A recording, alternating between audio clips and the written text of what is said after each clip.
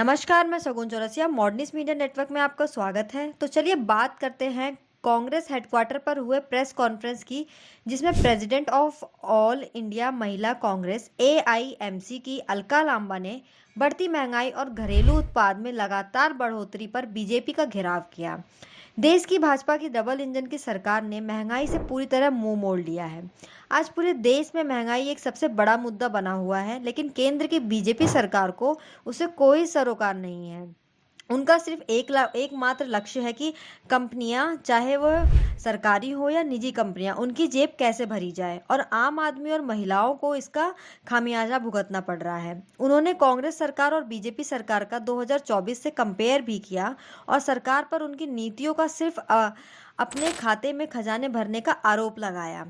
बढ़ती महंगाई के खिलाफ उन्होंने देश के हर जिलों में आंदोलन करना शुरू कर दिया है और अगर ये सुनवाई नहीं होती है तो ये आंदोलन बढ़ता रहेगा। महिलाएं शांत नहीं बैठेंगी। उन्होंने मोदी जी पर एक नारा भी दिया जिसमें कहा गया है कि बहुत हुई महंगाई और मोदी की मार, और उन्होंने ये भी कहा कि ये महंगाई महामारी बनती जा रही है।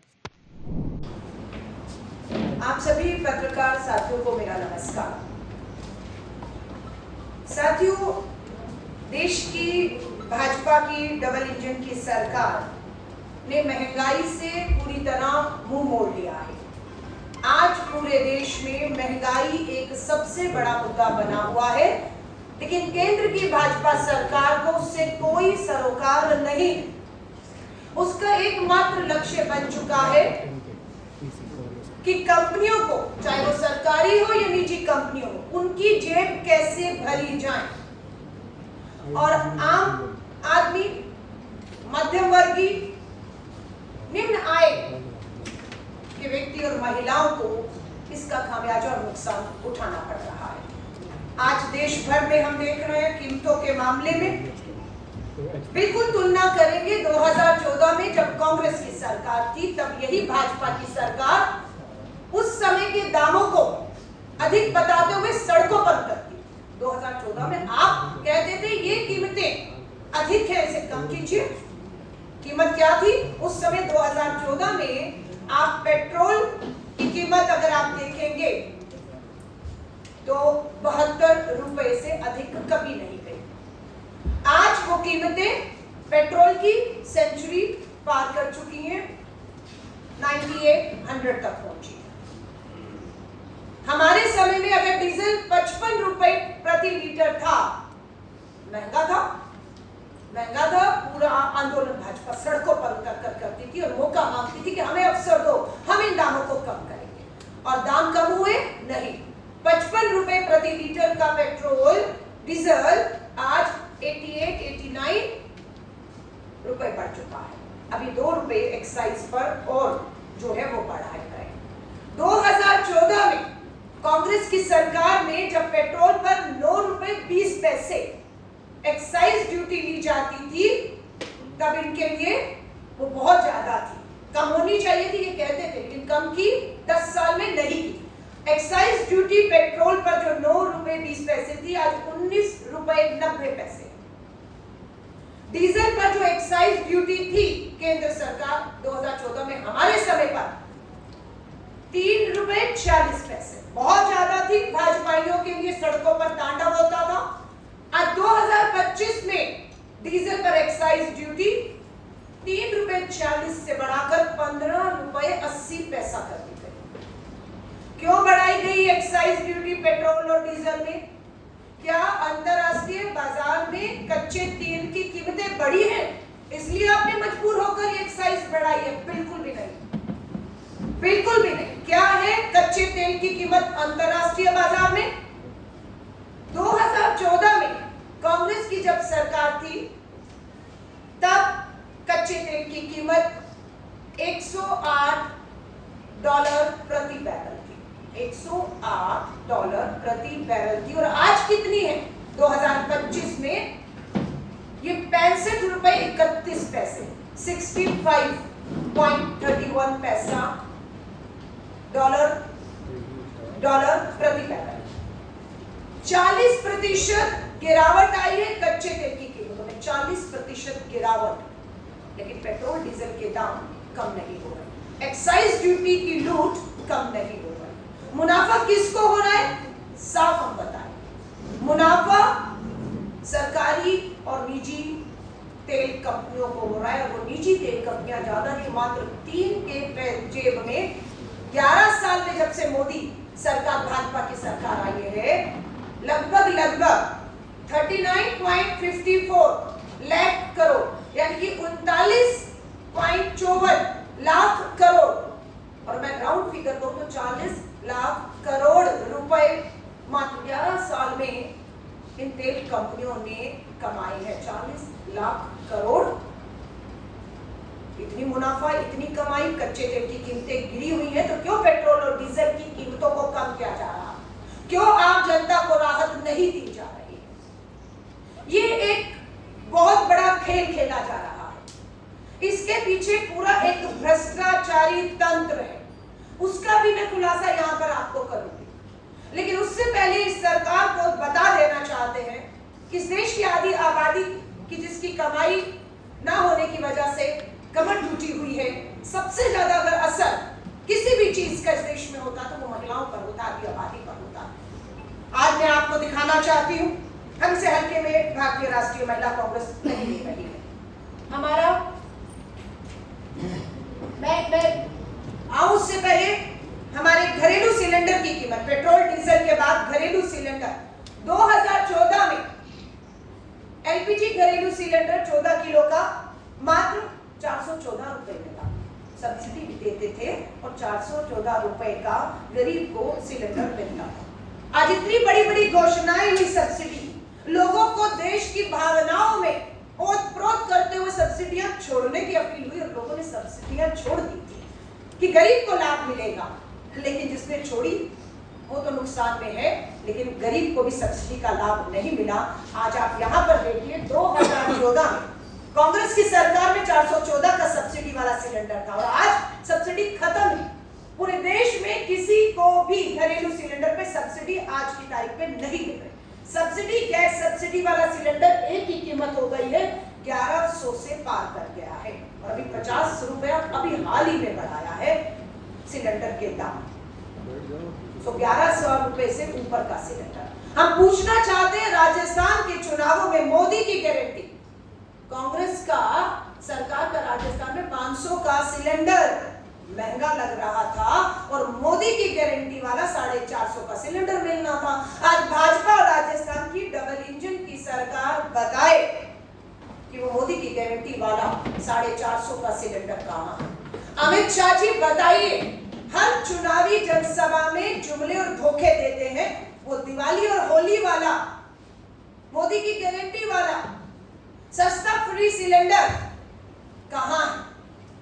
कब तक धोखा देकर, कब तक महंगाई के नाम पर? तो ये हमारी हालत है घरेलू सिलेंडर की कीमतों को लेकर। अब मैं आपको बताती हूँ आंदोलन। हमारे 28 राज्य हैं और 8 केंद्र शासित राज्य। अखिल भारतीय महिला कांग्रेस ने तय किया इस सरकार को हम बैठने नहीं देंगे, एक एक करके चलाइएगा। सबसे पहला आंदोलन हुआ भारत की राजधानी दिल्ली में, महिला कांग्रेस सड़कों पर उतरी इस महंगाई के खिलाफ। हम खामोश नहीं, अलग बात है कोई दिखाए या ना दिखाए, सत्ता में बैठे वालों तक हमारी आवाजें पहुंचे ना पहुंचे, लेकिन हम इस आवाज को सड़कों पर उतरकर उठा रहे हैं और तब तक उठाएंगे जब तक इस बड़ी कीमतों को वापस नहीं लिया जाता और इस महंगाई से राहत नहीं दी जाती। पहला राज्य दिल्ली, दूसरा राज्य धीरे धीरे चलाइए, दूसरा राज्य केरला में। आप देखिए केरला के हर जिले में, एक राज्य स्तरीय नहीं, हर जिले में केरला के हमने महंगाई के खिलाफ आंदोलन किए, लोग सड़कों पर उतरी, महिलाएं सिलेंडर लेकर। तीसरा राज्य राजस्थान में। आप देखिए मोदी की गारंटी वाला 450 का सिलेंडर नहीं, 1100 के ऊपर वाला सिलेंडर लेकर महिलाएं राजस्थान के जिलों में तपती गर्मी में गर्म सड़क पर बाहर बैठी है। उसके बाद आ जाइए अंडमान निकोबार, छोटा सा एक आइलैंड है अंडमान निकोबार, वहां की भी महिलाएं इस महंगाई से त्रस्त हैं। उन बहनों को लगता है राजधानी दिल्ली तक हमारी आवाज नहीं पहुंच पा रही। हमने विश्वविद्यालय और अंडमान निकोबार में भी हमारी बहनें छोटे से द्वीप में भी अगर त्रस्त है महंगाई से, तो हमने जिम्मेदारी ली कि राजधानी दिल्ली तक इस मोदी सरकार तक इस महंगाई के खिलाफ आवाज पहुंचाने का काम हम करेंगे। पांचवा राज्य उत्तर प्रदेश। आप देखिएगा उत्तर प्रदेश के भी लखनऊ से लेकर कानपुर से लेकर वाराणसी तक लेकर प्रधानमंत्री जी के संसदीय क्षेत्र में महिलाएं सड़कों पर बैठी। आपको मैं पंजाब लेकर चलूंगी। ये हमारा छठा राज्य है पंजाब, जहां पर महिलाओं ने सड़कों पर उतरकर पंजाब के हर जिले में किया। अब आपको मैं छोटा राज्य भाजपा की डबल इंजन सरकार गोवा में लेकर चलूंगी। गोवा के बाद आइए पोंडुचेरी लेकर चलती हूँ। पोंडुचेरी के बाद कर्नाटका। आप देखिए इसमें हमारी मध्य में महिला कांग्रेस की अध्यक्ष डॉक्टर सौम्या रेड्डी आपको दिखेंगे हाथ में सिलेंडर। पूरे कर्नाटक में हमारी सरकार कर्नाटक की राहत लगातार दे रही है। फ्री बस यात्राएं महिलाओं को मिल रही है। हमारी सरकार उन्हें आर्थिक मदद 2-2.5 हजार रुपया हर महीने डालती है कि वो कुछ काम कर पाए, कुछ कमाई कर पाए। पर पता लगता है जैसे हम उनके बैंक खातों में हमारी सरकार तेलंगाना की हो, कर्नाटक की हो, पैसा डालती है, यहाँ से कीमतें बढ़ जाती हैं, वो सारा पैसा केंद्र सरकार की जेब में चला जाता है। हमारी तेलंगाना की सरकार 500 का सिलेंडर दे रही है। हम भाजपा को पूछना चाहते हैं, आपकी भाजपा की डबल इंजन की सरकार किस राज्य में मोदी की गारंटी वाला 500 का सिलेंडर दे गया? हमारी सरकार तेलंगाना की दे रही है। हल्के में मत लीजिएगा, हम केंद्र की भाजपा सरकार को कहना चाहते हैं। कर्नाटका के बाद हरियाणा, यहां पर भी भाजपा की डबल इंजन की सरकार। ये 12 से 13 राज्य जिन्होंने कल और एक दिन पहले आंदोलन किया, और आज और कल भी जो बाकी के राज्य हैं वहां पर हमारी महिलाएं सड़कों पर इस महंगाई के खिलाफ उतरने वाली। मैं खुद इस आंदोलन का हिस्सा बनते हुए बिहार पहुंच रही हूं। 17, 18, 19 और 20 मैं खुद बिहार के दौरे पर रहूंगी, और खुद हम भाजपा की डबल इंजन की सरकार को बिहार की राजधानी पटना पर महंगाई के खिलाफ ललकारने के लिए मैं खुद एक राष्ट्रीय अध्यक्ष के तौर पर मेरी जिम्मेदारी है कि जब मेरी प्रदेश अध्यक्ष, मेरी जिला अध्यक्ष आदि आबादी को महंगाई के खिलाफ जो राहत देने के लिए लड़ रही हैं, हम सब उस पे सड़कों पर उतरे। ये लूट खसोट का मामला है, कंपनियों को फायदा पहुंचाने का मामला है। और क्यों कंपनियों को फायदा पहुंचाया जा रहा है? एकमात्र लक्ष्य भाजपा के खजाने में चंदा लाना है। ये लूट है।